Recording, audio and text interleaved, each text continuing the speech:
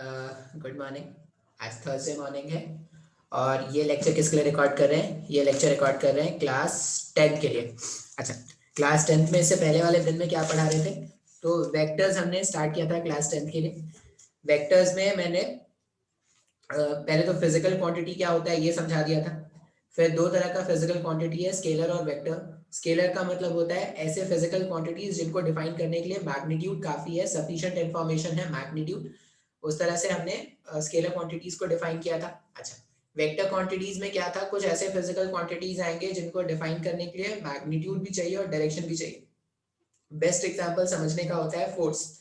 Force अगर आपको कभी भी बताना पड़ेगा कि ऑब्जेक्ट पे आपने फोर्स अप्लाई किया, तो आपको ये भी बताना पड़ता है कि कितने मैग्नीट्यूड का फोर्स अप्लाई कर रहे हैं, और आपको ये भी बताना पड़ता है कि किस डायरेक्शन में फोर्स अप्लाई कर रहे हैं। तो फोर्स एक ऐसा फिजिकल क्वांटिटी है जिसको डिफाइन करने के लिए मैग्नीट्यूड और डायरेक्शन दोनों की जरूरत होती है। ऐसे फिजिकल क्वांटिटीज जो मैग्नीट्यूड और डायरेक्शन के बिना अधूरे हैं, उन तरह के उस फिजिकल क्वांटिटीज को ही वेक्टर्स कहते हैं। अब मैं वेक्टर के एग्जांपल्स में बार बार फोर्स का एग्जांपल इसलिए लूंगा क्योंकि वो एक ऐसा क्वांटिटी है जो शायद आप थोड़ा बहुत समझते हो।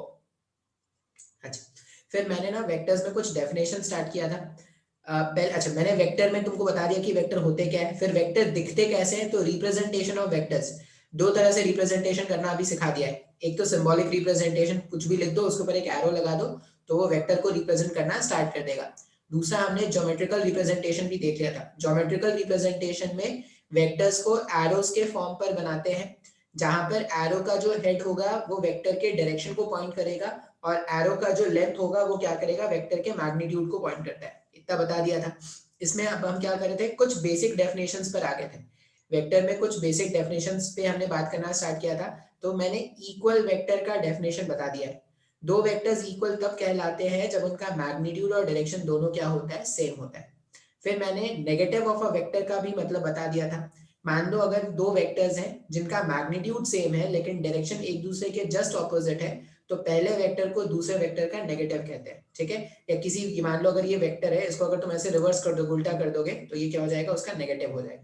Keeping the magnitude same, if you reverses a vector then the new vector is negative of the original vector. अब इससे आगे डेफिनेशन को ले जाना स्टार्ट करते हैं। इससे आगे अगर मैं डेफिनेशन को ले जाना स्टार्ट करूं तो मैं बात करता हूं, नेक्स्ट डेफिनेशन हमारे पास आएगा पैरेलल वेक्टर्स का। नेक्स्ट डेफिनेशन, कुछ डेफिनेशंस हैं जान लेते हैं क्योंकि जरूरी होता है, क्वेश्चंस में आपको मिल जाएंगे ये सब। तो हम बात करेंगे पैरेलल वेक्टर्स। तो स्क्रीन शेयर करते हैं। इंट्रोडक्शन इतना ही था, अब मेरी जरूरत है नहीं, अब स्क्रीन की जरूरत है। तो हम बात करते हैं पैरेलल वेक्टर। अब पैरेलल वेक्टर क्या होगा ना, ऐसे सारे वेक्टर्स जिनका डायरेक्शन एक जैसा है उनको हम पैरेलल वेक्टर्स बोलेंगे, इररिस्पेक्टिव ऑफ देयर मैग्नीट्यूड। तो पैरेलल वेक्टर्स मतलब all those vectors which have same direction, all those vectors which have same direction irrespective of their magnitude, irrespective, R-E-S-P, respect, irrespective of their magnitude. ठीक है? All those vector which have same direction irrespective of their magnitude. जैसे इसका best example है, मान लो हम क्या करते हैं, अर्थ। अब अर्थ जो है वो ऐसे स्फीयर है, बहुत ही बड़ा सा स्फीयर है, लेकिन उस अर्थ का एक छोटे से पार्ट को अगर देखोगे तो आप उसको प्लेन के जैसा इमेजिन कर सकते हो क्या? तो मान लो ये मैं बोल रहा हूँ कि ये मेरा अर्थ का सरफेस, बड़े से अर्थ का ये एक सरफेस है। अब यहाँ पर क्या है? यहाँ पर अलग अलग इंसान होंगे। ठीक है? कौन कौन है? सपोज ये मोटू, सपोज ये पतलू, मोटू पतलू, और कौन कौन से होते थे? और छोटा भीम। छोटा Bhim is also Motu, somewhat like this. Suppose this is ये छोटा भीम। ठीक है? और किसी को मान लो, मोटू पतलू छोटा भीम, और कौन थे भाई? सड़े सड़े कैरेक्टर और कौन से हैं, पता नहीं कौन से हैं। शिनचैन, शिनचैन बना देते हैं। शिनचैन कैसा दिखता है मेरे को पता नहीं, शिनचैन कैसा दिखता है, कुछ तो दिखता होगा ऐसे। अब अगर आप देखोगे तो मैंने कुछ ऑब्जेक्ट्स बनाए, ठीक है। मान लेते हैं इसका मास है m1, इसका मास है m2, इसका मास है m3, इसका मास है m4। अब अगर मेरे को ऑब्जेक्ट का मास पता है तो मैं ऑब्जेक्ट का वेट लिख सकता हूँ ना। और वेट क्या होता है, तो अगर किसी भी ऑब्जेक्ट, मास और वेट में डिफरेंस समझ में आता है ना। मास का मतलब हो गया अमाउंट ऑफ मैटर प्रेजेंट, किसी भी ऑब्जेक्ट का मास है अमाउंट ऑफ मैटर प्रेजेंट, कितना मैटर उसमें प्रेजेंट है उसका जो अमाउंट होता है, उसका जो सम होता है, उसको हम मास बोलते हैं। वेट क्या है, तो वेट जो है, इसका अगर मैं एक देसी लैंग्वेज में डेफिनेशन लिखाऊं तो वो बेस्ट रहेगा, वो याद करने के लिए बहुत अच्छा रहता है। किसी भी ऑब्जेक्ट को, किसी भी ऑब्जेक्ट को अर्थ अपनी तरफ अट्रैक्ट करता है, अपनी तरफ अट्रैक्ट करता है। किसी भी ऑब्जेक्ट को अर्थ अपनी तरफ अट्रैक्ट करता है जिस फोर्स से, जिस फोर्स से अर्थ ऑब्जेक्ट को, ऑब्जेक्ट को अपनी तरफ, ऑब्जेक्ट को अपनी तरफ अट्रैक्ट करेगा, ऑब्जेक्ट को अपनी तरफ अट्रैक्ट करेगा, उसे उस ऑब्जेक्ट का वेट कहते हैं, उसे उस ऑब्जेक्ट का वेट कहते हैं, ठीक है। हम ये जानते हैं कि अर्थ क्या कर रहा है, किसी भी ऑब्जेक्ट को अपनी तरफ पुल कर रहा है। अब जिस फोर्स से अर्थ किसी भी ऑब्जेक्ट को अपनी तरफ पुल करता है, उस फोर्स को ही उस ऑब्जेक्ट का वेट कहते हैं। अब ये जो वेट है ना, एक्चुअल में वेट हमेशा सेंटर ऑफ अर्थ की तरफ एक्ट करता है। अब सिंस ये एक छोटा सा सरफेस है, अर्थ का एक छोटा सा सरफेस है, तो हम जब भी वेट अपने को रिप्रेजेंट करना होगा ना, तो जो भी सरफेस है, जो भी सरफेस होगा, आप उसमें हमेशा हमेशा याद रखना, आज के बाद से फिजिक्स में जब भी आपको वेट रिप्रेजेंट करना है, आप हमेशा उसको ऐसे डाउनवर्ड डायरेक्शन में दिखा देना बनाते हुए। वेट अगर आपको रिप्रेजेंट करना है तो इस डायरेक्शन में, इस डायरेक्शन में, इस डायरेक्शन में, इस डायरेक्शन में। मतलब अगर मेरे को किसी भी ऑब्जेक्ट का वेट दिखाना है तो हमेशा क्या करेंगे, वर्टिकल के डायरेक्शन में दिखा देंगे, यही ऑब्जेक्ट के वेट का डायरेक्शन होता है।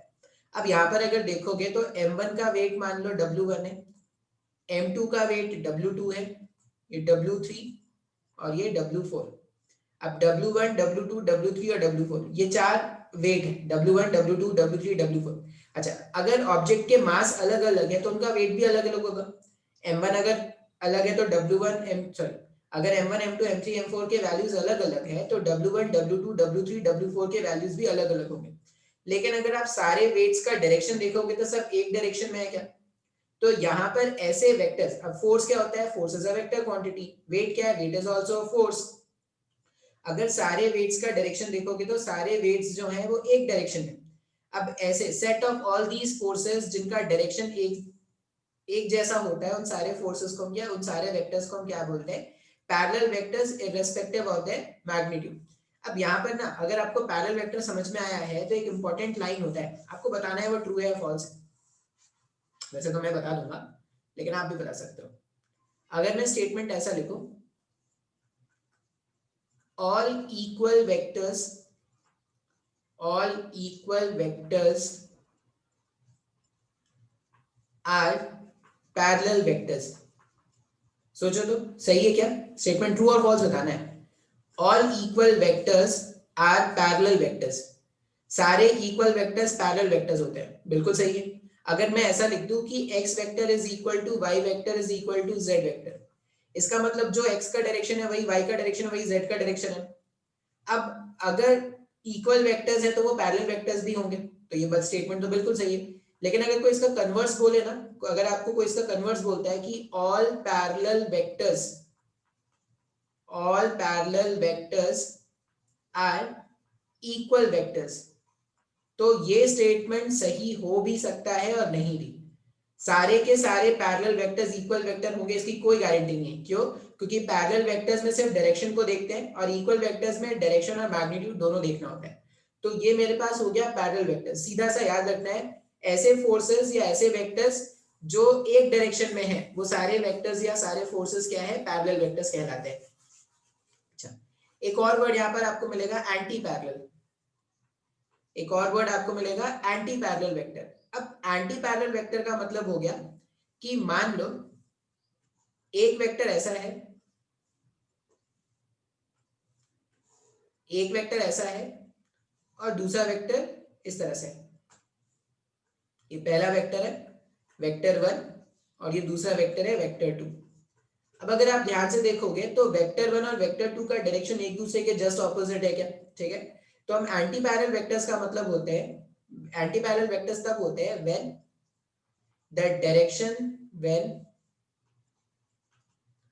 the direction of two vectors are just opposite to each other, are just opposite to each other, irrespective of their magnitude, irrespective of their magnitude। ठीक है, हमने क्या बोला कि when the direction of two vectors are just opposite, मतलब ये vector 1 और vector 2 अगर आप देखोगे तो दोनों के जो डायरेक्शंस है वो एक दूसरे के जस्ट ऑपोजिट है, irrespective of their magnitude. Magnitude के बारे में हम नहीं सोचे। अगर वेक्टर एक दूसरे के जस्ट ऑपोजिट है तो उनको हम क्या बोलेंगे? Anti parallel vectors. अब यहाँ पर भी एक स्टेटमेंट लिख सकते हैं क्या? All negative vectors, all negative vectors are anti parallel. जितने भी नेगेटिव वेक्टर्स होते हैं वो आपस में एंटी पैरेलल होते हैं। ठीक है, क्योंकि अगर मैग्नीट्यूड इक्वल हो नहीं हो उससे कोई फर्क नहीं पड़ता। एंटी पैरेलल वेक्टर्स तब कह देंगे जब उनके डायरेक्शन एक दूसरे के जस्ट ऑपोजिट है।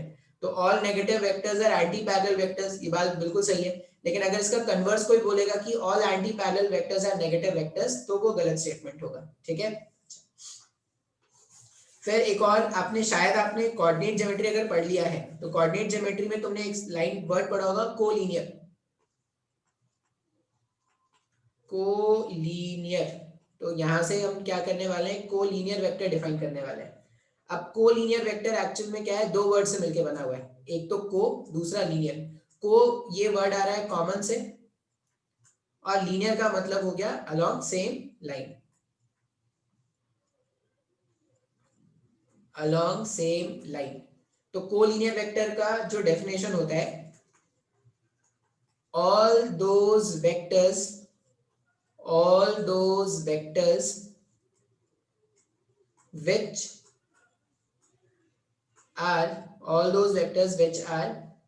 along same line, are known as collinear vector. ऐसे सारे वेक्टर्स जो एक लाइन के अलोंग लाई करेंगे उनको हम क्या बोलते हैं? Collinear vectors. अब इसको समझने का बेस्ट एग्जांपल है टग ऑफ वॉर। पता नहीं आपने खेला है या नहीं। जैसे टग ऑफ वॉर खेलते हैं, सोसाइटी में गेम होती है तो खेलते हैं, स्कूल कॉलेजेस में खिलाते हैं tug of war. Tug of war में क्या होता है? एक मोटी सी रस्सी होती है, तो हम भी एक मोटी सी रस्सी बना लेते हैं। मोटी सी रस्सी मतलब रस्सा होता है, रस्सा, ऐसा मोटा सा एक रस्सा होता है। अब यहाँ पे क्या होता है? मान लो ये जो रस्सा है, ये रस्सा का यहाँ पर सेंटर पॉइंट हो गया। अब दो टीम्स होते हैं, ऐसा नहीं कि तीन टीम से, हम तो तीन टीम से खेलते हैं। रस्सी के दो ही एंड होते होंगे भाई, तो दो ही टीम होते होंगे। पता नहीं तुम तीन तीन तीन 10 टीम कैसे बनाते होगे। अब क्या है? मान लो यहाँ पर टीम ए है, इस साइड टीम ए और इस साइड भी टीम, इस साइड भी टीम ए नहीं रहेगा, इस साइड टीम बी। ठीक है, टीम अमरावती और टीम बॉम्बे। अब टीम ए में क्या है? अब अगर आपको जीतना है तो आप क्या करोगे? टग ऑफ वॉर में फोर्सेस कैसे अप्लाई करोगे? तो फोर्सेस अप्लाई करने का ऐसे इस डायरेक्शन में अप्लाई कर रहे हैं। अभी मैं डायरेक्शन बना के दिखाता हूँ।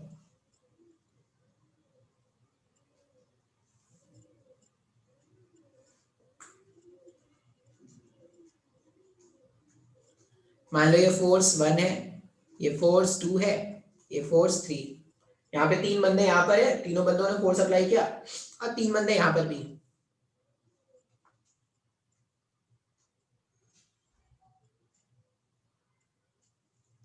ठीक है। अच्छा, अब यहाँ पे पहला वाला बंदा तो पूरा जी जान से खींच रहा है F4। ये जो F5 वाला है ना, उसको हमने पैसे देके खरीद लिया। टीम ए वालों ने क्या कर लिया, पैसे देके खरीद लिया, तो वो फोर्स ऐसा अप्लाई कर रहा है F5, और F6 भी पूरा जी जान लगा के खींच रहा है। ठीक है। अब यहाँ पर अगर देखोगे तो F1, F2, F3, F4, F5, F6 सबके मैग्नीट्यूड अलग अलग हो सकते हैं। मैंने मैग्नीट्यूड के बारे में बात नहीं किया। जब टग ऑफ वॉर होता है तो ऐसा थोड़ी सब कुछ सब हर कोई डिसाइड करता है कि मैं 10 न्यूटन लगाऊंगा तो 20 न्यूटन लगाना, तो 25 न्यूटन लगाना, ऐसा तो होता नहीं। सब अपने जी भर के जितना वो फोर्स लगा सकते हैं सब लगाते हैं।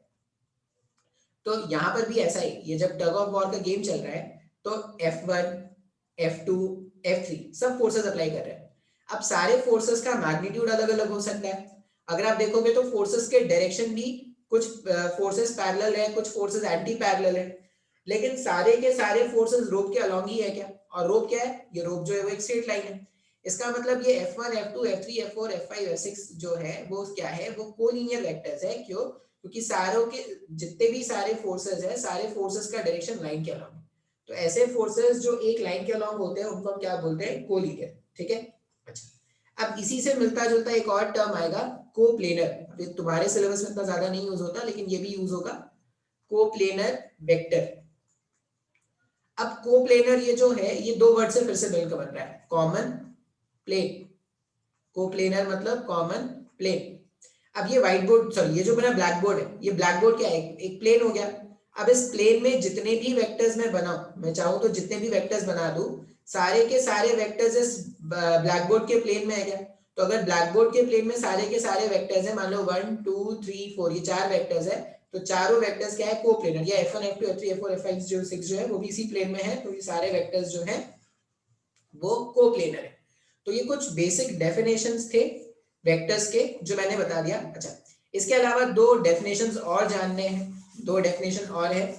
पहला डेफिनेशन होता है जीरो वेक्टर का। पहला हम डेफिनेशन देखते हैं जीरो वेक्टर। अब जीरो वेक्टर, अब अगर किसी का नाम होता है शांति, ठीक है, किसी का नाम है शांति देवी, इसका मतलब क्या है, वो जरूरी नहीं कि वो शांति रखती हो या ना, ठीक है, लेकिन फिर भी लोगों को लगता है कि नहीं भाई नाम में शांति है तो डेफिनेटली कुछ ना कुछ तो शांति के लिए वो करती होगी। अब ये जो जीरो वेक्टर है, अब जीरो वेक्टर में कुछ ना कुछ तो जीरो होगा। डायरेक्शन जीरो हो सकता है क्या, डायरेक्शन जीरो हो सकता है क्या। कभी तुमने सुना होगा किसी को बोलते हुए कि मैं जीरो की तरफ जा रहा हूँ, मैं जीरो के डायरेक्शन में मूव कर रहा हूँ, ऐसा कभी किसी को सुना है क्या बोलते हुए? नहीं। मतलब डायरेक्शन जीरो नहीं हो सकता। अगर डायरेक्शन जीरो नहीं हो सकता तो फिर क्या जीरो हो सकता है, मैग्नीट्यूड जीरो हो सकता है। बिल्कुल। इसका मतलब the vector whose magnitude is zero, the vector whose magnitude is zero is known as zero vector. Zero vector किसे बोलेंगे, ऐसा वेक्टर जिसका मैग्नीट्यूड क्या है, जीरो है, उसे हम क्या बोलेंगे, जीरो वेक्टर। अब मान लो मैं ऐसा लिखूं, force vector equals to zero. इससे आप क्या समझते हो, अगर मैं ऐसा लिख रहा हूं force vector equals to zero, अगर मैं ऐसा लिख दूं force vector equals to zero, तो ये जो स्टेटमेंट है ना, ये स्टेटमेंट गलत है। क्यों? पहले तो मैं फोर्स वेक्टर एक एग्जांपल आपको बताता हूं, फिर आपको बताता हूं कि क्यों ये गलत है और क्या कैसे लिखना चाहिए। मान लो कि शायद आपने लोअर क्लासेस में पढ़ा होगा, नहीं पढ़ा तो अभी पढ़ लेते हैं। एक ब्लॉक है ऐसे, m मास का ब्लॉक है, एक फोर्स इस साइड से अप्लाई करना है और एक फोर्स इस साइड से अप्लाई करना है, ऐसा और ऐसा। सपोज ये भी 10 न्यूटन का अप्लाई किया, ये भी 10 न्यूटन का अप्लाई किया। किसी ने मेरे से पूछा कि ये जो m मास का ब्लॉक है इस पे नेट फोर्स कितना लग रहा है, तो बोलोगे सर 10 न्यूटन इधर से लगा रहे हो, 10 न्यूटन इधर से लगा रहे हो, तो नेट फोर्स जीरो होना चाहिए। तो उसने लिख दिया F vector equals to zero. ठीक है, उसको लगा कि सर उसने तो सही कर दिया सब कुछ, नेट फोर्स 0 है, हाँ साफ साफ देख रहे हैं नेट फोर्स 0 है। लेकिन यहां पर ये जब उसने लिखा ना तो ये इसने गलती कर दिया। क्या, देखो अगर आपको याद हो कभी भी आप कोई फॉर्मूला लिखते हो, कभी भी अगर आप कोई फॉर्मूला लिखते हो, जैसे आपने ये फॉर्मूला शायद बचपन में पढ़ा है, v equals to u plus A T, आपने ये फॉर्मूला बचपन में पढ़ा है। इक्वल्स टू के इधर क्या है, वेलोसिटी का टर्म है ना, इक्वल्स टू के इधर क्या है, वेलोसिटी का टर्म है। एक्सेलरेशन इनटू टाइम करोगे तभी ये वेलोसिटी का यूनिट ही आएगा, एक्सेलरेशन इनटू टाइम करते हैं तभी वेलोसिटी का यूनिट आता है। इसका मतलब इक्वल्स टू के इस तरफ अगर घोड़ा है तो इस इक्वल्स टू के इस तरफ घोड़ा ही होना चाहिए, गधा नहीं हो सकते। या मैं ऐसा बोलूं कि अगर इक्वल्स टू के इस तरफ कुत्ता है और इक्वल्स टू के इस तरफ अगर बिल्ली है तो कुत्ता इक्वल्स टू बिल्ली हो सकता है क्या? कभी नहीं। इसका मतलब वेलोसिटी को वेलोसिटी से ही इक्वेट किया जा सकता है। तो जैसा फिजिकल क्वांटिटी इक्वल्स टू के इस तरफ है, इक्वल्स टू के लेफ्ट हैंड साइड और राइट हैंड साइड के फिजिकल क्वांटिटी सेम होने चाहिए। बिल्कुल सर।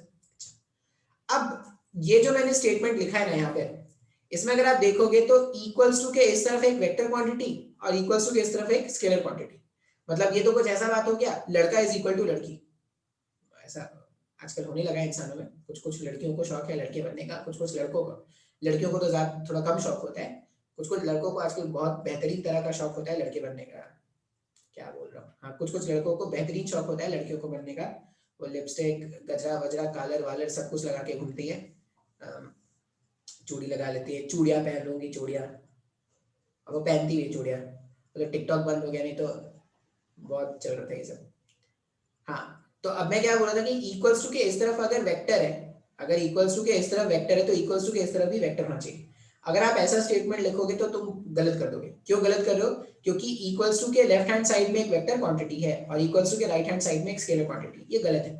अब कैसे सही होगा सर? तो बस यहाँ पर एक ऐसे वेक्टर बना दो, zero vector, force vector equals to zero vector बना दो, काम खत्म, बात सही। अच्छा एक और एग्जांपल बताते हैं इसमें। शायद आपने डिस्प्लेसमेंट जानते होंगे। डिस्प्लेसमेंट होता है shortest distance from initial point and final point. मान लो पार्टिकल ने चलना स्टार्ट किया, चलना स्टार्ट किया, चलना स्टार्ट किया और चल के वापस वहीं पर आ गया। अब अगर आप ऐसा लिख दोगे ना, displacement vector is equal to zero, तो गलत है। हाँ आप ऐसा लिख सकते हो, एस इक्वल्स टू जीरो। जब आप ये एरो साइन नहीं मान रहे ना, मतलब आप क्या कर रहे हो, इसका मतलब होता है magnitude of displacement, magnitude of displacement. जैसे आप ना इस वाले ये जो मेरे पास डायग्राम था उसमें अगर आपने ये लिखा होता ना F इक्वल्स टू जीरो तो ये सही है। यहाँ पे F का मतलब क्या है, magnitude of force vector, magnitude of force vector. तो ये जो मैग्नीट्यूड वाला टर्म है वो स्केलर है, तो इक्वल्स टू के इधर भी स्केलर और इक्वल्स टू के इधर भी स्केलर, तो बात बन सकता है। लेकिन अगर आप ऐसा लिख दोगे तो गलत है और अगर आप ऐसा लिख दोगे तो गलत है। अब कैसे सही होगा? अब करे तो करे क्या, क्या करेंगे, F vector equals to zero vector लिख दो या displacement vector equals to zero vector लिख दो। मतलब फिजिक्स में ऐसे बहुत सारे केसेस आएंगे जहां पर आपको जीरो वेक्टर की रिक्वायरमेंट होगी। अगर नेट फोर्स जीरो हो गया वहां पे जरूरत है, अगर डिस्प्लेसमेंट जीरो हो गया वहां पर जरूरत है। आपने लोअर क्लासेस में जरूर पढ़ा होगा कि displacement is a vector quantity. नहीं पढ़ा है तो बस अभी सुन के रख लेते हैं कि हाँ भाई साहब डिस्प्लेसमेंट जो है वो क्या है, एक वेक्टर क्वांटिटी है। अच्छा तो ये मैंने बता दिया जीरो वेक्टर। अब जीरो वेक्टर में ना जो डायरेक्शन है, आप जीरो वेक्टर का मैग्नीट्यूड के बारे में जानते हो कि वो जीरो है, लेकिन जीरो वेक्टर का जो डायरेक्शन है वो इनडिटरमिनेट है, जिसको फाइंड नहीं किया जा सकता।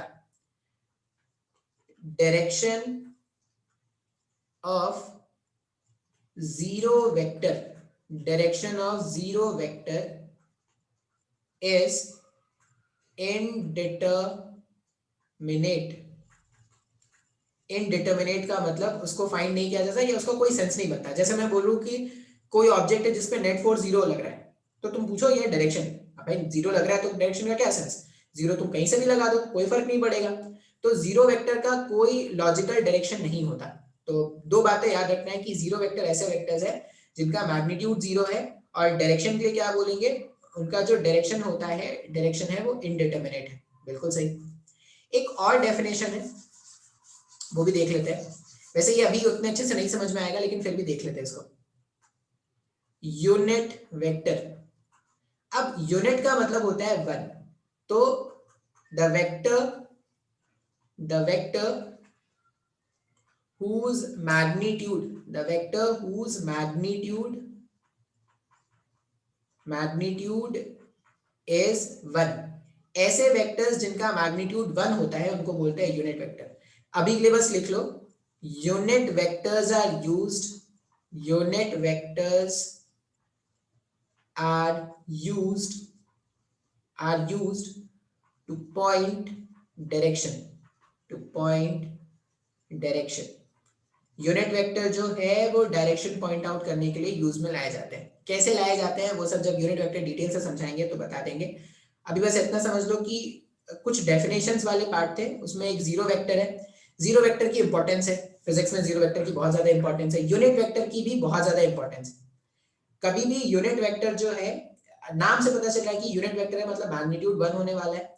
और उसका जो काम है, यूनिट वेक्टर का काम क्या है, अब पता ही है कि अगर सर उसका डायरेक्शन 1 है, पता ही है, तो फिर काम क्या है उसका, तो वो डायरेक्शन को पॉइंट आउट करने के लिए यूज होता है। जैसे अगर कोई जानता हो तो जब भी मैं ऐसा लिखूंगा ना आई कैप, जब भी मैं ऐसा लिखूंगा आई कैप, इसका मतलब होगा अलोंग पॉजिटिव एक्स एक्सिस।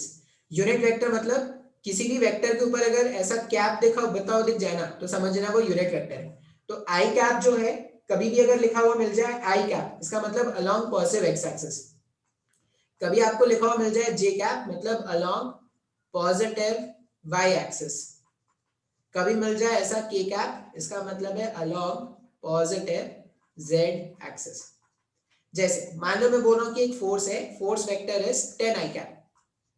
अब इसको इंटरप्रेट क्या करेंगे, ये 10 क्या है, ये 10 उस फोर्स का मैग्नीट्यूड है, और ये आई कैप क्या है, उसका डायरेक्शन बता रहा है। जैसे 10 आई कैप का मतलब हो गया a force of 10 newton, a force of 10 newton along positive X. लेकिन अगर ऐसा लिखा हुआ मिल जाता force is equal to -5 i cap, इसका मतलब अ फोर्स ऑफ, मैग्नीट्यूड कभी नेगेटिव नहीं होता, मैग्नीट्यूड हमेशा पॉजिटिव है, इसका मतलब होगा a force of magnitude 5 along negative x axis। Magnitude हमेशा पॉजिटिव है, मतलब ये जो माइनस था वो किसके साथ था, डायरेक्शन के साथ था।